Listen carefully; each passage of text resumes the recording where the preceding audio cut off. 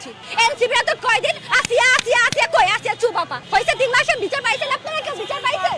প্রতিবাদ যে আমি সবার সামনে প্রতিবাদ করবো ওটাও প্রতিবাদ না, প্রতিবাদ ঘরের মধ্যেও প্রতিবাদ করা যায়, এটাই প্রতিবাদ। আমাদের মন্ত্রীরা কিসের প্রতিবাদ করে? স্বরাষ্ট্রমন্ত্রী কোনো প্রতিবাদ করতে পারছে? পারিনি।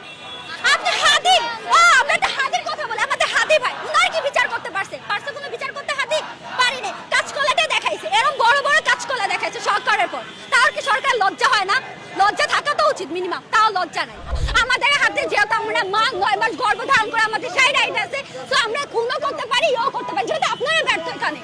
তো আপনাদের মানে ব্যর্থতা স্বীকার করে, দায় স্বীকার করে আপনারা ছাইড়ে দেন, আমাদের হাতে তুলে দেন, আমরা সুন্দরভাবে অনেক ভালো করে আমরা এটার পানিশমেন্ট দিতে পারবো ভাই। হচ্ছে না কেউ পারে না। আপনি 24-এর পর থেকে হাসিনা পালানোর পর থেকে 5 আগস্টের পর থেকে আপনার কতগুলো ধর্ষণের মামলা হয়েছে? একটা কি সালিশ হয়েছে? আসিয়া সালিশ হয়েছে না? 2 দিন আমরা ফেসবুকে ভাইরাল করি, ফেসবুকে এই যে আমাদের এনসিপি বলি, এনসিপিরা তো কি কয়দিন আসিয়া আসিয়া আসিয়া কই আসিয়া চুপ আপা হয়েছে 3 মাসে বিচার পাইছেন আপনারা? কেউ বিচার পাইছেন? এটাও কি ধামাচাপা হবে নাকি রামিসা? এটাই ধামাচাপা, আমরা আর চাই না কোনো ধামাচাপা। এই যে রামিসা 3 মাস পর সবাই চুপ আবার রামিসাকে ভুলে গেছে।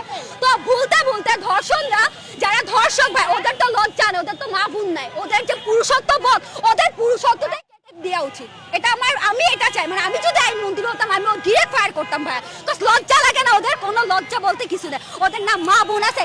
আমি যদি মহিলাদের বলি, মহিলারা তো কিছুই না ভাই, মহিলা তো স্বীকার করে না।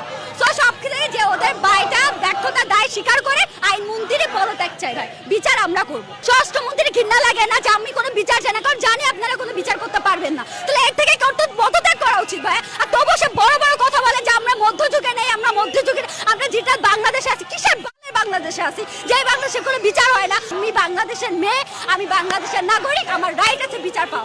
আমরা পরিণতিতে পড়ছি সংবিধানে, মেয়েদের আইনে বিচার আছে ভাই। আপনি ধর্ষণের মামলা বলেন, নির্যাতনের মামলা বলেন, কিন্তু একটা বিচার আমরা পাই না। সরকার সারা জীবন কাজকলা দেখা, স্বরাষ্ট্রমন্ত্রীর কাজকলা দেখা হাসিনার আমলে হয়েছে ভাই, কিন্তু কম হয়েছে। কিন্তু আমি দেখলাম যে বিএনপির আমলে এতটা ধর্ষণের মামলা, এত ধর্ষণের মামলা, যার একটা বিচার নেই।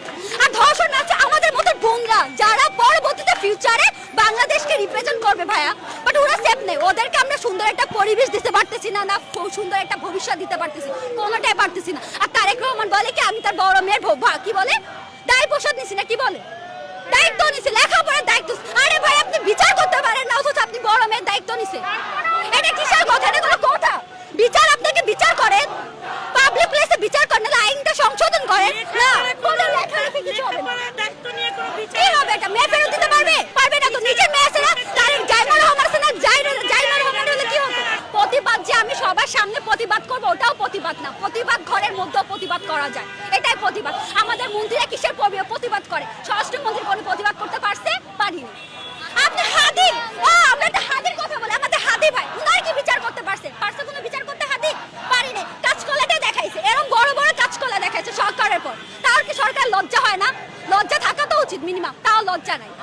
এখানে ভাই ওই বিষয়ে বাদ আমরা এখন, হ্যাঁ অবশ্যই না, ওইটা এখন তো আমরা যেহেতু আমরা সিওরিটি দিয়ে পারতেছি না, আমরা সঠিক বলতে পারবো না ভাই। হ্যাঁ হাদি